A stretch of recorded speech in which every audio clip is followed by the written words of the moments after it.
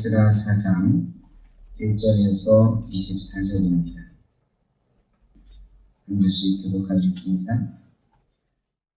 사로잡혔던 자들의 자손이 이스라엘의 하나님 여호와의 성전을 건축한 다음을 유다와 베냐민의 대적이 듣고 수르바벨과 장난들이 나왔는데 우리도 여호와의 건축을 했다.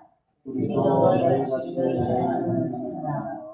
아수르와 함께서 거기 우리를 들고 오면서 우리가 하나님께 제사를 드리려 하니 스룹바벨과 예수아와 기타 이스라엘 족장들이 이르되 우리 하나님의 성전을 건축하는데 너희는 우리와 상관이 없느니라. 바사왕 고레스가 우리에게 명령하신 대로 우리가 이스라엘의 하나님 여호와를 위하여 홀로 건축하리라 하였더니 이로부터 그 땅 끝이 유다 끝의 손을 가까이서 그 건축을 하였네. 바사왕 고레스의 시대부터 바사왕 다리오가 즉위할 때까지 관리들에게 뇌물을 주어 그 계획을 막았으며 또 아하스가 즉위할 때에 그들이 그를 올려 유다와 예루살렘 중심을 보관하나 아닥사스다 때에 비슬람과 미드르닷과 다벨과 그의 동료들이 바사왕 아닥사스다에게 글을 올렸으니 그들은 아람 문자와 아람 방언으로 써서 진술을 하였더라.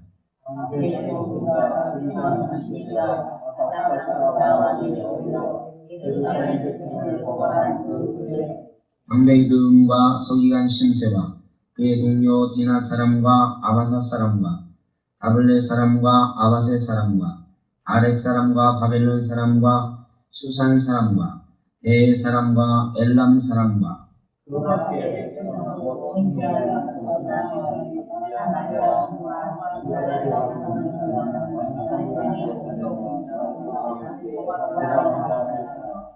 아닥사스다 왕에게 올린 그 글의 초본은 이러하니 강 건너편에 있는 신하들은 왕의 아들이나 당신에게서 우리에게 올라오는 사람들이 예루살렘에 이르러 이후에 가고 악한 성을 건축하는데 이리도 기초를 축하하고 성곽을 건축하오니 이제 왕은 아시옵소서. 만일 이 성읍을 건축하고 그 성곽을 완공하면 저 무리가 다시는 조공과 관세와 통행세를 바치지 아니하리니 결국 왕들에게 손해가 되리이다. 우리가 이제 왕의 동서로 왕의 시간을 참아보기 위하여 사람을 보내어 왕에게 하였으니 왕은 조상들의 사기를 살펴보시면 그 사기에서 이 성읍은 패역한 성읍이라. 예로부터 그 중에서 항상 반역하는 일을 행하여 왕들과 각도의 손해가 된 것을 보시고 아실지라 이 성읍이 무너짐도 이 때문이니이다. 이제 왕이 하였으니 이 성읍이 무너져 성곽이 무너지면 이로 말미암아 왕의 방문하는 자가 없어지리라 하였다. 왕이 방백음과 서기관 심세와 사마리아에 거주하는 그들 동반들과 강 건너편 다른 땅 백성에게 조서를 내리니 일러스되 너희는 평안할지어다.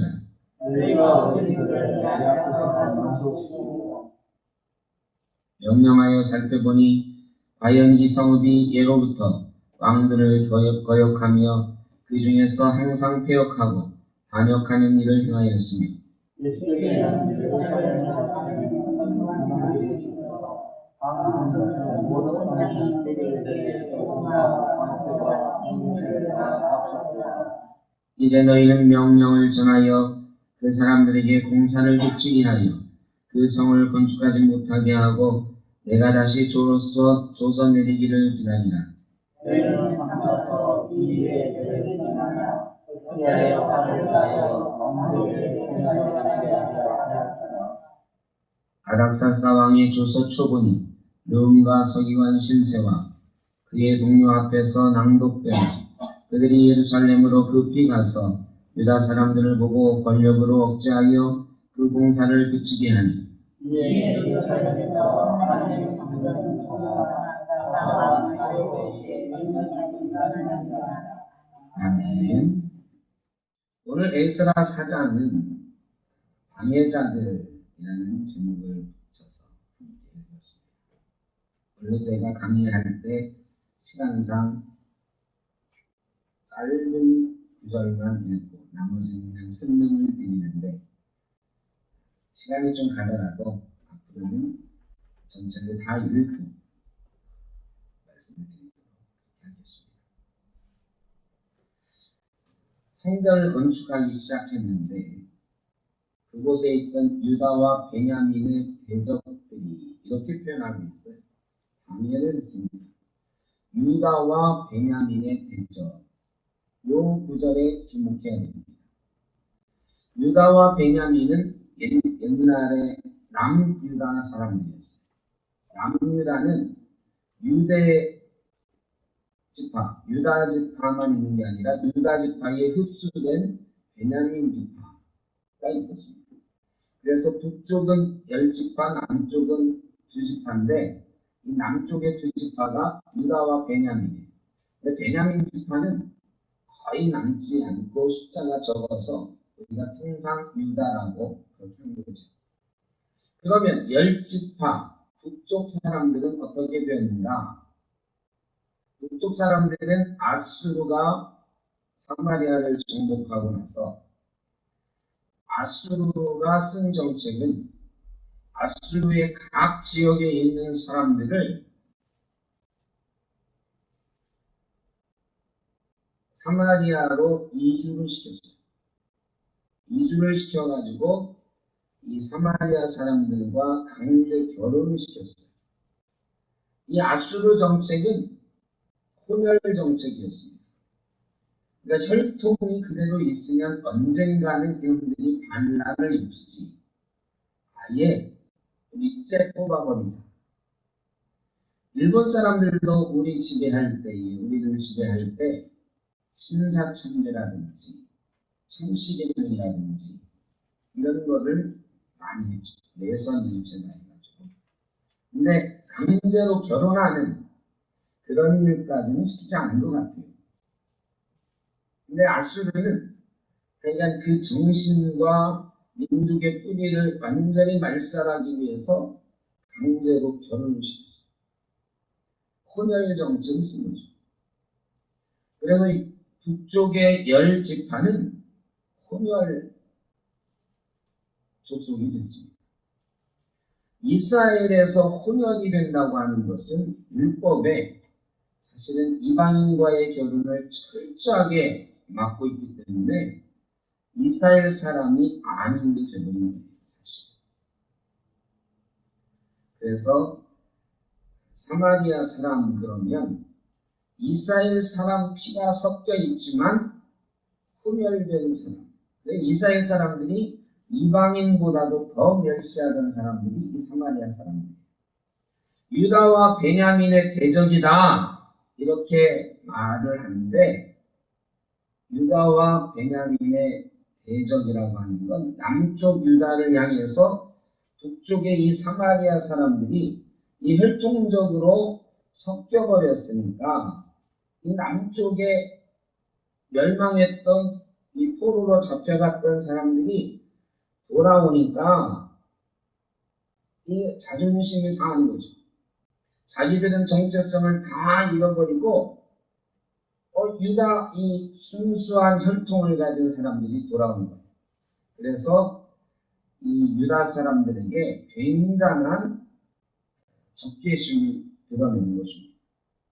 그래서 여기 표현을 유다와 베냐민의 대적이라고 한 이유가 여기에 있어요. 옛날에도 남북으로 갈려졌던 사이지만 지금은 차원이 달라요. 자기들은 혼혈이 돼가지고 이스라엘의 정체성을 잃어버린 채로 거기에 살고 있는 정체성 없는 사람들이 되었고 남쪽에 이제 혈통의 순수함을 가진 이 정통성이 있는 사람들이 그 땅에 돌아오는 거거든요.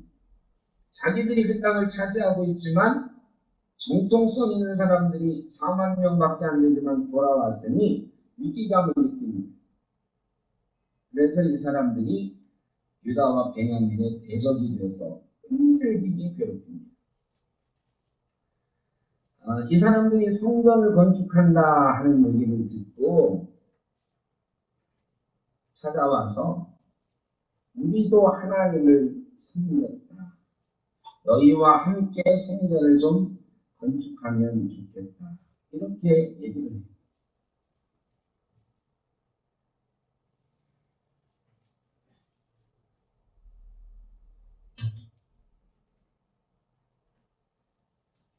이 사람들이 하나님을 섬겼느냐?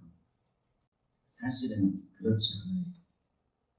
이 사람들은 혼합주의 종교를 가지고 있어요. 다신교회.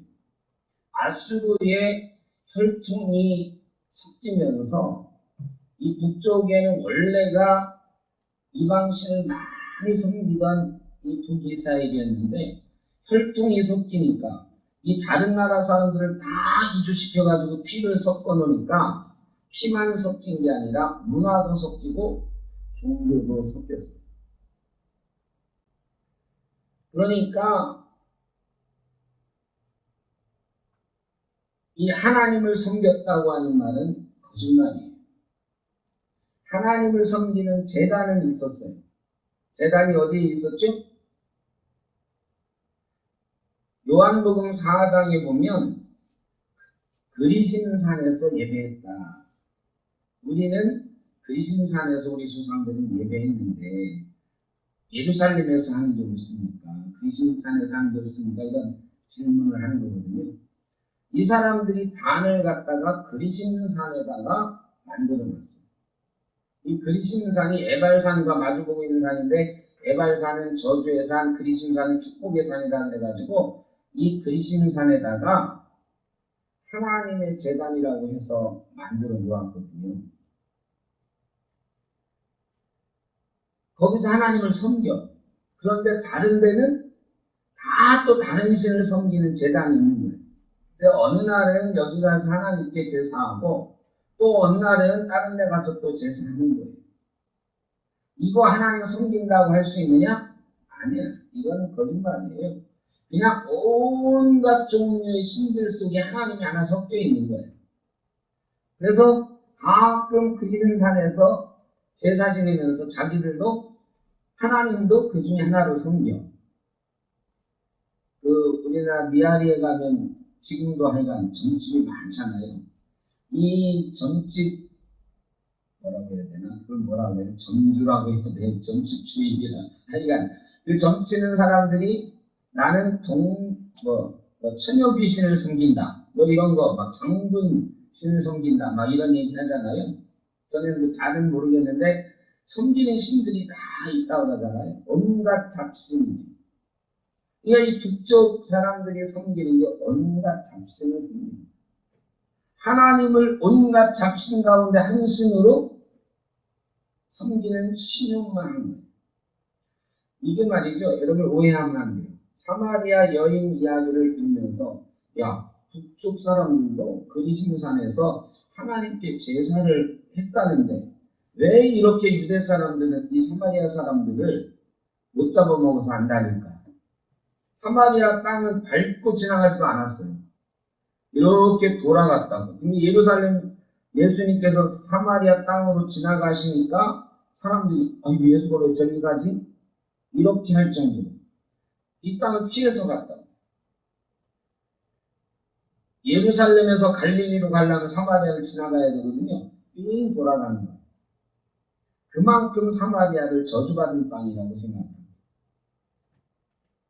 그러니까 그리심산에서 하나님을 섬기던 사람인데 왜 저렇게 멸시할까? 아니, 하나님을 섬기는 게 아니에요. 그리심산은 그야말로 여러 제단 중에 하나, 온갖 잡신 중에 하나가 하나님, 이렇게 섬기는 거예요. 그래서 멸시를 당한 거지. 단순히 피가 섞였다고 멸시당하는 거 그것만이 아니에요. 그러니까 이 사마리아 여인이 예수님에게 질문할 때 우리가 그 요한복음만 보면 오해하기가 쉬워. 이 사람들도 하나님을 섬기는 사람들이었네. 이래서 동정심을 갖기가 쉬운데 이스라엘 사람들이 보기에는 아니, 역사적으로도 아니, 하나님을 섬기는 민족이 아니. 어쨌든 이 사람들이 와서 우리도 성전 건축에 참여하게 해달라 얘기를 하는 거죠. 성전 건축에 참여하게 해달라 하는 목적이 뭐였을까요? 그럼 그 목적이 뭐였을까요? 잘 생각해봐요. 진짜로 하나님의 전을 건축하는 일에 참여하고 싶었던 걸까? 아니면 방해할 꽃두머리를 잡기 위해서였을까? 이 생각을 좀 상상력을 펼쳐서 한번 해봅니다. 제가 생각하기에는 진짜로 하나님의 전을 함께 건축하고 싶은 마음도 있었다. 이런 생각입니다. 왜? 온갖 신들을 다 섬기는데 이 신들한테 다 어떻게 해야 돼요? 다 잘해야 돼요. 근데 하나님도 그 중에 한 신인데 하나님의 전을 저쪽에 건축하는데 이 일에 참여해야 복 받는다고 생각할까요? 아니면 우리는 저 신은 이제 지켜놓자라고 생각할까요? 그런 세속적인 욕망이 있었을 것 같아요. 또 하나는 결정적으로 고레스가 이 사람들을 보낸 상황을 다 들었을 거예요. 정치적으로 페르시아의 황제가 이스라엘 사람들을 지명해가지고 예루살렘 성전을 건축하라고 했다. 그리고 온갖 기명을 다 보냈다. 금은보화를 내주었다. 이 얘기 들었죠. 이런 파격적인 대우. 그럼 페르시아 황제가 파격적인 대우를 해서 이 땅에 보낸 이 사람들 정치적으로 두려운 거죠. 그래서 이 사람들하고 관계를 좀 터놓고 싶은 생각이 있었어요. 종교적으로 정치적으로 함께 하겠다고 하는 속마음들이 있었습니다. 그런데 단호하게 거절합니다. 왜 거절할까요? 여러분, 이 사람들의 도움을 받는 게 유리할까요? 거절하는 게 유리할까요? 성전을 짓는데. 네? 거절하는 게 유리해요? 이 사람들 제안을 받아들이는 게 유리해요? 여러분, 그거는 여러분의 믿음으로 대답하는 거고 솔직하게 말하면 받아들이는 게 훨씬 유리하죠. 여러분, 예루살렘에 돌아온 유다 사람들 4만 명밖에 안 돼요. 일꾼도 부족하고요, 돈도 부족해요.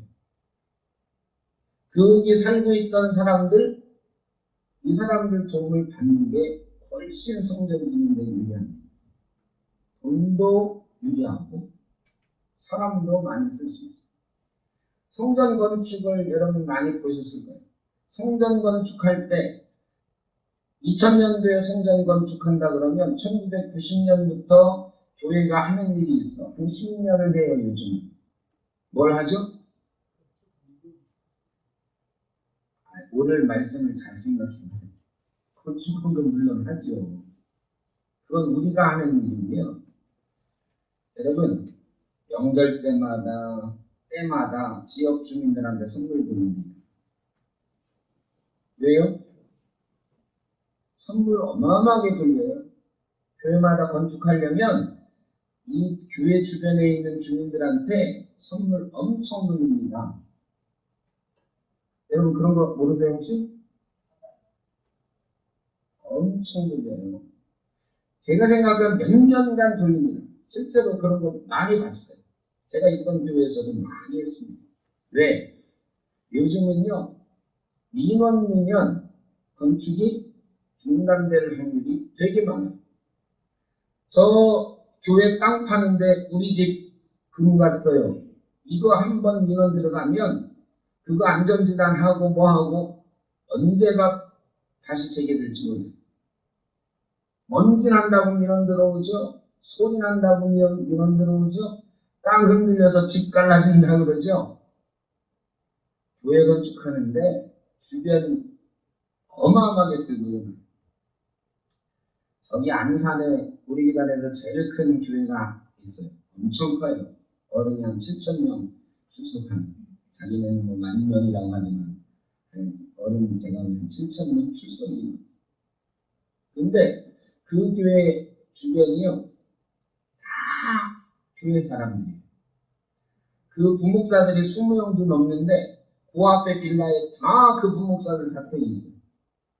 그 앞에 빌라촌인데 그냥 이런 작은 빌라가 아니고 막 큰 빌라 단지, 아파트 비슷한. 거기 제가 생각 반은 그 교회 사람들, 교회 성도들.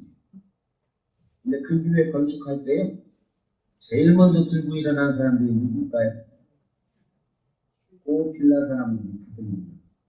그 빌라에서 반대해가지고 교회 건축 정말인 거죠. 여러분, 교회 건축한다 그러면 그 교회 어마어마하게 크게 400억 들여서 건축했는데 그 하여간 생각도 못했던 암초이죠.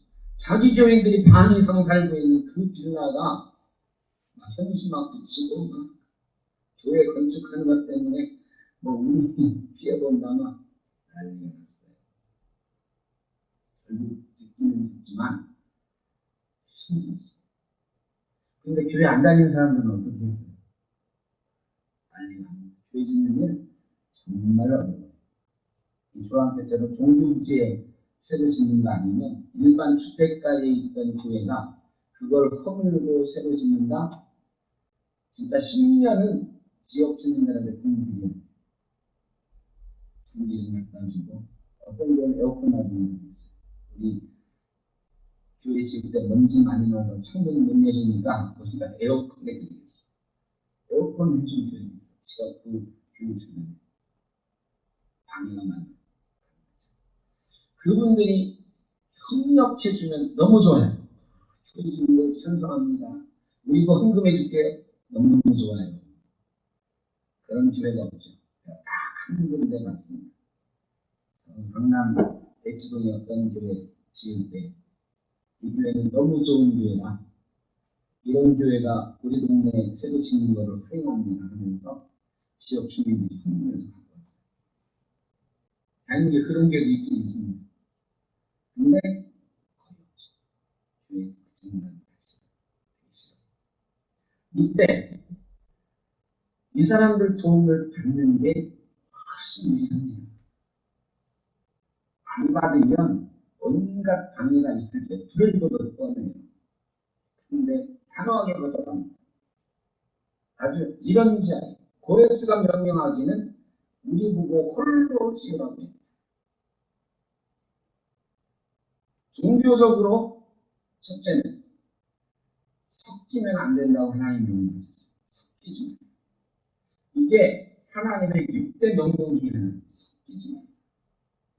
섞이면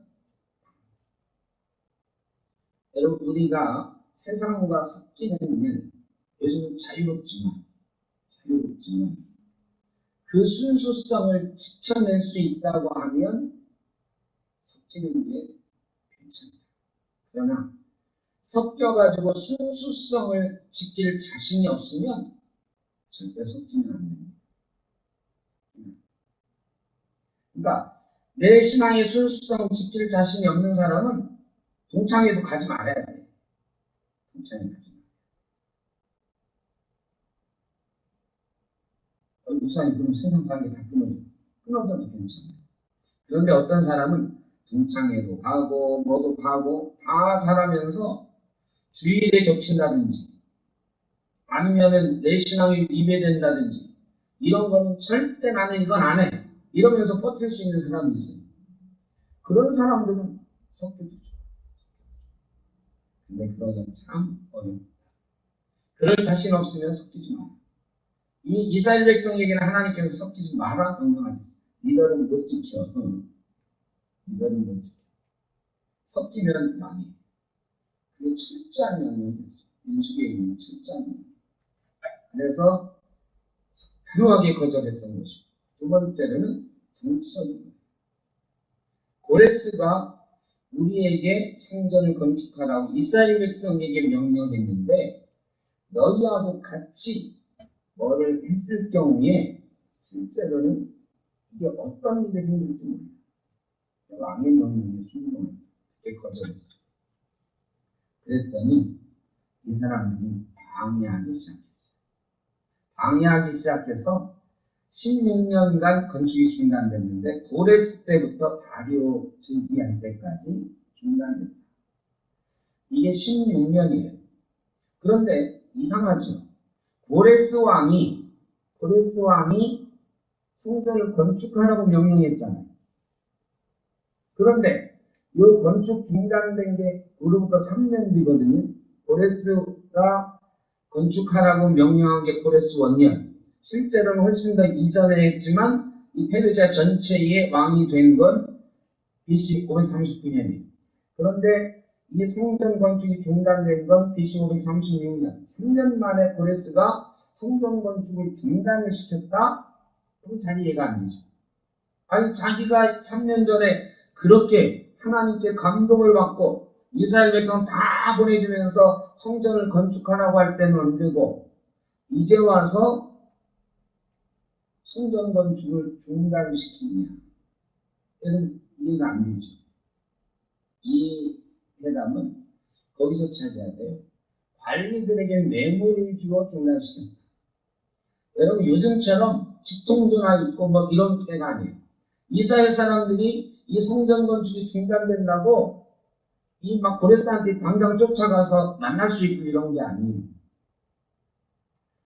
이때 관리들이 있어. 총독이 있고 이 지방을 관리하는 사람들이 있어. 야 우리가 왕에게 물어보고 다시 한번 물을 테니까 너희 중단시켜. 내가 명령할 때까지 중단이야? 여러분 총독이 그렇게 명령하는 거예요. 고레스 왕이 명령했다고 생각하시면 안 돼요. 고레스 왕이 명령한 게 아니고 고레스 왕은 사실 페르시아 왕이 얼마나 할 일이 많아요. 더구나 이 고레스 왕은 그리스랑 계속 막 정복전쟁하고 이랬던 왕이에요. 이 지역을 다 막 전쟁하고 막 난리를 쳤던 왕이에요. 그 영화 300이라고 하는 영화가 있어요. 이 스파르타하고 그리스하고 그러니까 스파르타가 맨 앞에 싸우고 그리스 연합군이 나중에 와서 도와주는 이런 장면인데 이때 쳐들어간 페르시아 왕이 바로 이 고레스예요. 그러니까 이 고레스는 이 전쟁을 굉장히 좋아했어요. 정복전쟁을 많이 했어요. 이 예루살렘에 그때는 감동해서 보냈지만 이 조그만 이 나라 성전 짓느냐 마느냐 이런 거 신경 쓸 틈이 없어. 그런 거 다 니들이 알아서 해. 총독들이 알아서 총독 정치하는 거고 자기는 세계를 정복할 꿈을 가지고 매일 전쟁이 있어요. 그 대표적인 게 그 스파르타와의 전쟁. 그리고 그 다음에 악티움 해전에서 진 전쟁. 그래서 나중에는 결국은 그 집안이 몰락하게 됩니다만 세계사적으로 아주 유명한 전쟁을 많이 했던 왕이 고레스. 그러니까 고레스는 한번 명령하고 그 일이 진행되는 건 확인 안 했어요. 그랬더니 밑에 있는 총독들에게 계속 애들이 뇌물을 줘가지고 이 총독들이 중단을 시킵니다. 이거는 역사적으로 상황이 그럴 수밖에 없었어요. 그때부터 중단돼가지고 고레스의 아들 시대를 거쳐서 다리오 즉위할 때까지 따져보니까 16년간 성전이 중단됩니다. 자 여러분 그런데 조심하셔야 돼요. 고레스가 명령을 했고 고레스 시대의 성전 건축이 중단됐다.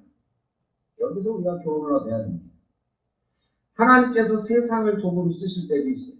세상 사람을 도구로 쓰실 때도 있습니다. 그런데 그건 믿으면 안 돼요. 하나님이 그때는 세상 사람을 도구로 쓰실 때도 있어요. 그러면 저 사람은 하나님의 사람이야. 저 사람, 여러분 고레스가 하나님을 섬기는 사람인가요? 아니에요. 고레스도 다 신앙을 가진 사람이에요. 모든 민족의 신앙을 인정해줬어요. 그게 고레스의 정책이에요. 너희는 너희 신성교, 너희는 너희 신성. 이스라엘 사람들만 그렇게 해준 게 아니야. 자기가 정복한 모든 지역의 종교를 인정해줬어요. 그래서 굉장히 존경받았어요. 포로들에게. 정복한 신민지. 그런데 그 사람이 하나님만을 섬기는 사람이었다? 아니에요. 그 그때는 하나님께서 성령으로 감동시켜서 이스라엘을 해방시키는 도구로 사용하셨지만 고레스 자체가 하나님의 사람은 아니에요. 하나님의 도구였던 사람이죠. 여러분 이걸 잘 구별해야 됩니다. 어떤 사람은 하나님을 섬기는 사람이고 어떤 사람은 하나님의 도구인 사람이에요.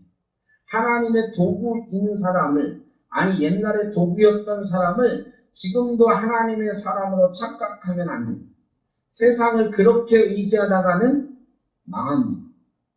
심각한 상처를 받고 심각한 위기에 처합니다. 여러분 그래서요, 세상의 사람들, 세상의 조건들, 하나님께서 때로 그걸 도구로 사용하셔서 우리를 구원하시지만 그것을 너무 의존하면 심각한 피해를 입는다는 걸 기억해요. 우리가 의지할 때는 오직 여호와 하나님. 하나님께서 고레스를 도구로 사용하시는 거예요. 왜 고레스를 너무 우러러볼 필요가 없어. 고레스가 여러분 위대한 임금이에요. 페르시아에 지금도 페르시아 사람들이 페르시아 건국의 아버지로 꼽는 사람이 이 고레스예요. 지금도 페르시아가 제일 위대한 임금이라고 말하는 사람이 고레스예요. 고레스 때 어마어마한 정복전쟁을 해서 이 페르시아, 이라크, 이 팔레스틴 전체를 지배했거든요. 완전히. 그러니까 대단히 위대한 임금이지만 그거는 그 나라 사람들에게 위대한 임금이고, 예수 믿는 사람들, 하나님을 섬기는 사람들에게 고레스가 하나님을 섬기는 사람이었다는 오해가 있습니다. 그건 오해예요. 하나님을 섬기는 사람은 아니었어. 하나님의 명령을 받아 감동이 돼서 하나님의 도구로 사용됐던 적은 있는 사람이다. 이 정도가 좋아요. 이 고레스 시대의 성전 건축이 중단됐어요. 아마 고레스는 몰랐을 거야. 기억도 못했을 거예요. 나중에 조서를 막 찾아보잖아요. 다른 이제 후대의 임금들이 이런 거 기억도 안 나. 이게 역사적으로 굉장히 중요하고 큰 일이었으면 여러분 제대로 기억이 됐을 거 아니에요. 그런데 기억도 없어. 전해지지도 않아. 그러니까 이스라엘 사람들에게는 대단히 중요한 일이었습니다. 고레스는 그때 한번 명령하고, 이 고레스 시대에 다니엘이 있었거든요. 다니엘의 그 영향도 있었습니다. 이 다니엘서 10장에 보면 다니엘이 예루살렘의 소식을 듣고 근심했다 이런 말이 나오거든요. 다니엘이 왜 근심했을까? 고레스가 그때 예루살렘 성전에 대해서 이 원년의 명령을 내려놓고는 신경을 안 쓰는 거예요. 그리고는 다니엘이 들은 소식은 뭐예요? 성전 건축이 중단되었다는 소식을 들습니다. 왕이 명령해서 중단된 게 아니에요. 근데 다니엘은 그 문제는 그냥 기도하면서 그냥 기도했죠. 고레스가 다니엘을 총애하는 왕이었지만 다니엘이 우리 성전 건축 그거 하라고 명령하셨는데 지금 중단됐답니다. 이렇게 못해요. 그렇게는 못하는 상황인 거예요. 고레스는 지금 전쟁하느라고 정신이 없고, 그리고 다니엘이 그런 작은 일로 또 할 만한 상황도 못 됩니다. 성전 건축은 페르시아에 있어서는 굉장히 작은 일, 그러나 다니엘 마음속에는 걱정이 되는 일이었던 거죠. 이래서 중단된 다음에 16년을 거쳐서 다리오 왕 때에 성전 건축이 재개되는데, 요거는 이제 뒤에 나와요. 그러면 요 뒤에 이야기는 뭐냐? 이 뒤에 이야기가 잔뜩 붙어 있어요. 그리고 아닥사스다 왕 얘기도 나오고 아수에로 왕 얘기도 나와요.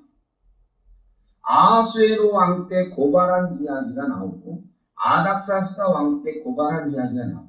여러분 근데 아닥사스다 아하수에로는 우리가 잘 아는 대로 에스더 때 왕이 아하수에로. 이 사람은 BC 480년대 사람이야. 이 성전 건축이 지금 중단된 거는 BC 536년이에요. 그러니까 성전 건축 중단된 지 50년은 지나서 이야기야. 그리고 이 사람들이 막 왕에게 고발장 막 쓰고 그러잖아요. 이 아닥사스다 왕이나 아하수에로 왕이나 다 그 뒤에 심지어는 100년쯤 지나서 이 일도 여기 기록이 돼 있어. 이게 뭐냐면 느헤미야서까지 쭉 연결되는 얘기인데 유다와 베냐민의 대적들이 얼마나 지도했는지를 보여주는 거예요. 성전 건축에 뇌물 줘가지고 16년간 중단을 시킨 이 사마리아 사람들, 이 이방 사람들이 성전 건축 중단시켰다가 성전 건축이 다시 되거든요. 에스라가 돌아오고 학계 스가랴 선지자가 막 하고 독려하고 이래가지고 성전 건축이 완공이 됩니다. 결국 이 어려움을 뚫고 성전을 지어요. 이 얘기는 이제 에스라서에 계속 나와요. 에스라는 이때 없어요. 나중에 2차 기한에 돌아와가지고 에스라가 하나님의 말씀으로 이들을 막 깨우치면서 성전 건축이 재개되고 그러면서 성전 건축이 완료가 돼요. 그러면 성전 건축한 다음에 이스라엘 사람들이 하려고 했던 게 뭐냐? 예루살렘 성벽을 재건하려고 했던 거예요. 근데 성벽을 재건하려고 했는데 이 성벽 재건은요, 성전 건축하고는 게임이 안 되는 대공사예요. 여러분, 성전 짓는 게 어려워요? 예루살렘 성 재건하는 게 어려워요? 당연히 성 재건하는 게 훨씬 규모가 훨씬 크거든요. 그거를 해야 되는데 그거를 계속 방해하는 거예요. 이 방해가 되는 이야기가 아하수에로 왕 때, 아닥사스다 왕 때 이 고발한 이야기가 나옵니다. 르움과 심세는요, 방백이고 서기관이다. 이 방백은 페르시아 황제가 임명한 총독이나 장관을 말하는 거고, 서기관은 이 지역마다 왕에게 이 보고할 수 있는 서기관 한 명씩 뒀는데 이 지역의 왕의 보고관이에요. 그러니까 르움과 심세가 성벽 짓는 거를 이 조서를 계속 올리면서 뭐라고 하느냐? 얘들은 패역한 민족이다. 한번 조서를 찾아봐라. 옛날에 반역을 수도 없이 했다. 찾아봤더니 진짜예요. 예루살렘처럼 이스라엘처럼 이 대제국의 반기를 들고 싸운 나라가 없어요. 유다가 망할 때 보면 우리가 옆에서 연합에서 했잖아요. 망할 때 보면 아니 다 망해가는데도 말 안 듣고 바벨론 말 들어라 그랬는데 안 듣고 계속 반기를 들잖아요. 반골 기질이 있는 게 유다예요. 예, 자존심이 있거든요. 하나님의 백성 손님.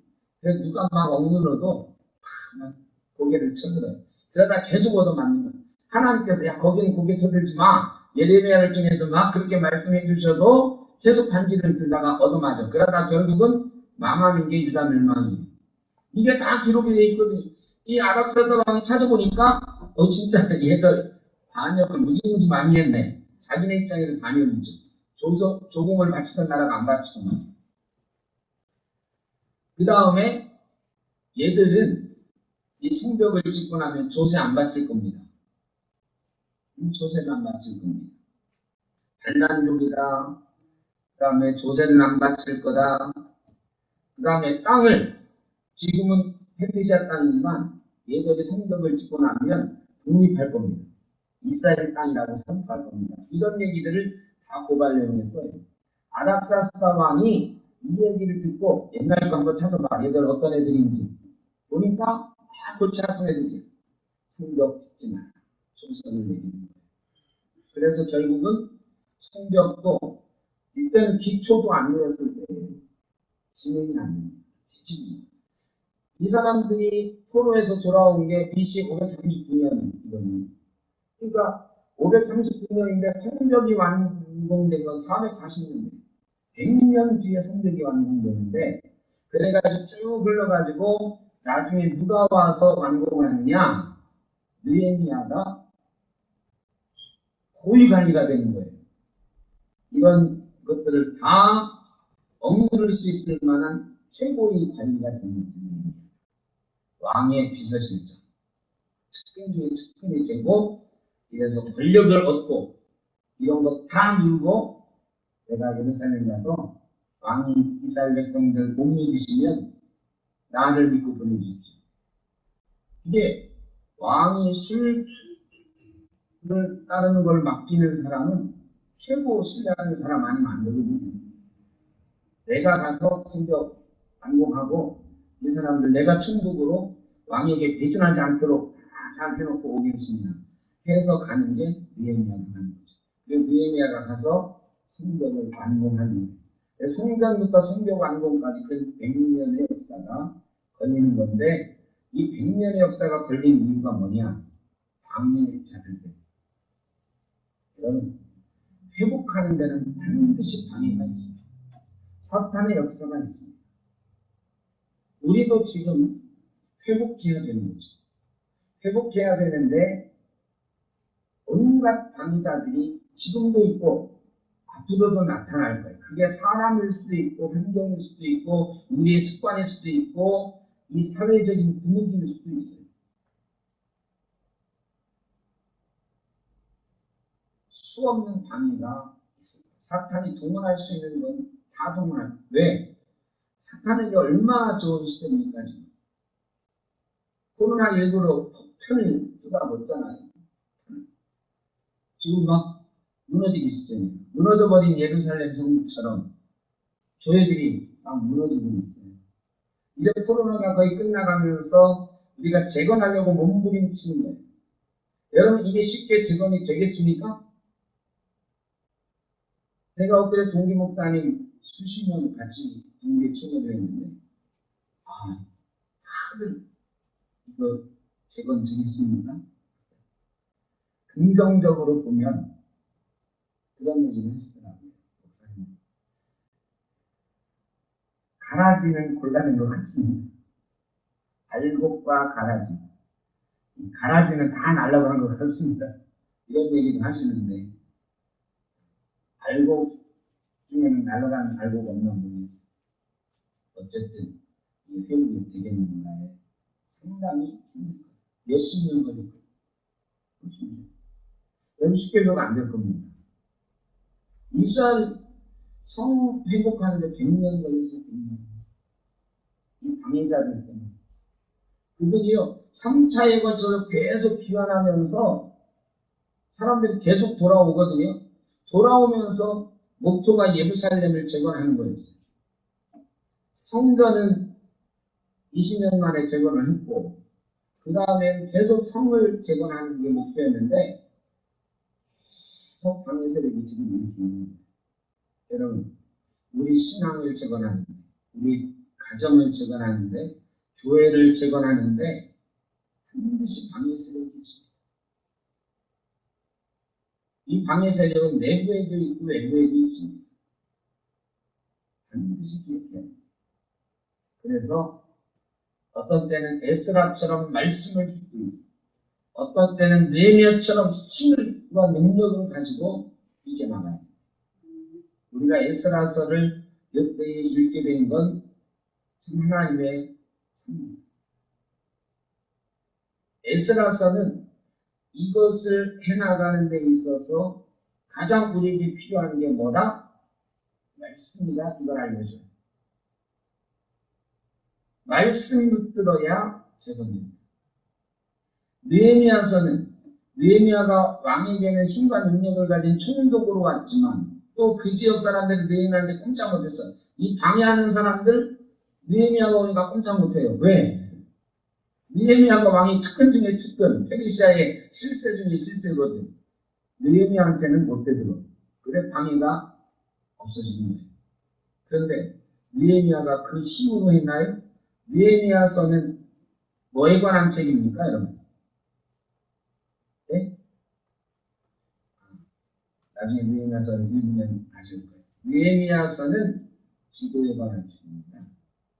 느헤미야서는 느헤미야의 기도에 관한 이야기, 느헤미야의 힘과 능력에 관한 이야기가 아니고 기도에 관한.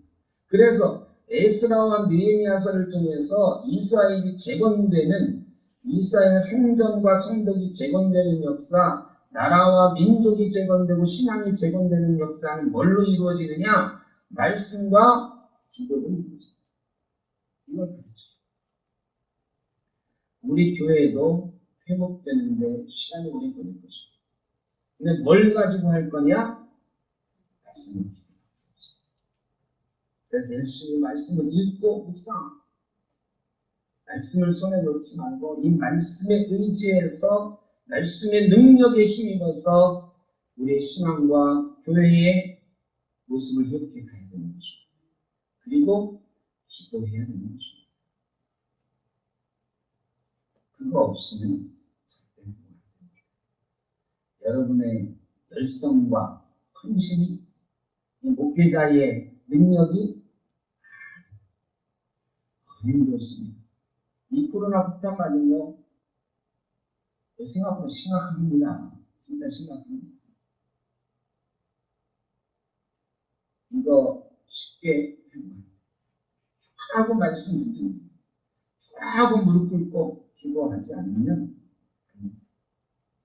근데 우리가 지금 너무 널널한 것 같아요. 널널하면 치열 말씀하고 기도의 무릎을 가지고 시원하게 회복해 가야 되는 것입니다. 오늘 본문은 예루살렘의 하나님의 성전 공사가 바사왕 다리오 제2년까지 중단되었다, 이렇게 마무리하고 있습니다. 중간에 이 방해는 성벽에 관한 방해가 많이 나와 있는 부분이지만 하나님의 역사에는 반드시 방해하는 사탄의 역사가 함께 있다는 것을 알려주는 것이 에스라 4장. 여러분 인생도 마찬가지입니다. 여러분 인생이 하나님의 역사하신 가운데 가는 것 같으나 반드시 사탄의 역사도 같이 갑니다. 좋은 일에는 항상 뭐가 낀다? 우리 조상들 참 대단해. 이게 삶의 지혜. 좋은 일에는 마가 낀다. 하나님의 역사는 마귀의 역사도 같이 간다. 하나님의 역사가 없는 곳에는 마귀의 역사도 없어. 왜? 장난 안 쳐도 알아서 멸망의 길로 가고 있는데 뭐. 근데 하나님의 역사가 시작되는 마귀가 없을 겁니다. 예루살렘 성이 재건되려고 하고 성전이 재건되려고 하니까 마귀의 역사가 막 꿈틀꿈틀하는 거죠.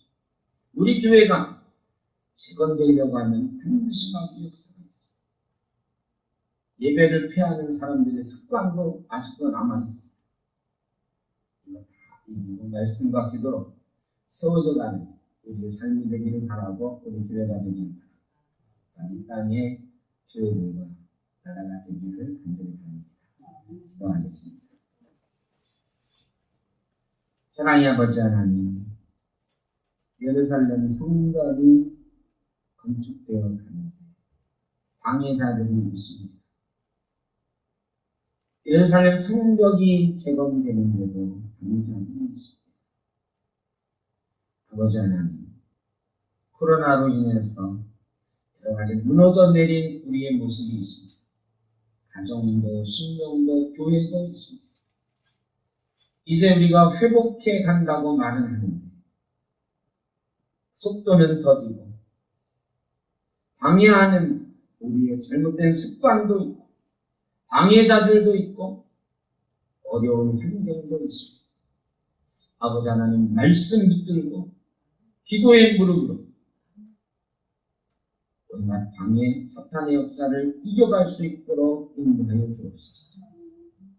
에스라를 통해서 말씀으로 깨우시고 느헤미야를 통해서 기도의 역사를 보여주신 것처럼 우리에게도 말씀과 기도의 역사로 사탄의 그 어떤 역사도 이겨내는 놀라운 은혜와 축복이 있게 하여 주옵소서.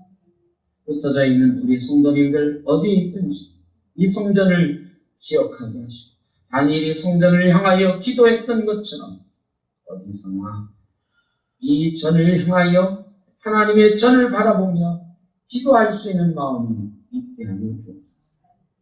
그 심령이 그래서 회복되게 하시고 예배가 회복되게 하시고 우리 교회도 회복되어져 가는 은혜를 허락하여 주옵소서. 어려운 가운데 있는 이들도 있습니다. 아버지 하나님, 그 어려움이 방해가 되지 않게 하여 주시고 말씀으로 기도로 그 어려운 형편도 이겨내고 하나님께서 함께 하시는 것, 하나님께서 건강 주시는 것, 하나님께서 우리의 삶을 회복시켜 가시는 것 볼 수 있게 하여 주옵소서. 이 나라와 민족과 이 사회가 속히 이전으로 회복되어 갈 수 있도록 주님 도와주옵소서. 이제는 우리 주 예수 그리스도의 크신 은혜와 아버지 하나님의 무한하신 사랑하심과 성령의 인도하시며 교통하시며 말씀과 기도로 온갖 방해가 따라오더라도 하나님의 역사를 이루어내겠습니다. 사탄의 방해를 뚫어내겠습니다. 이겨내겠습니다. 회복해 가겠습니다. 다짐하며 소원하며 나가는 죄사랑하는 자녀들 머리머리 위에, 가정 위에, 일터 위에, 우리 센터교회 모든 권속들 가운데 이 나라 이 민족 영원토록 함께 하시기를 간절히 축원하옵나이다. 아멘.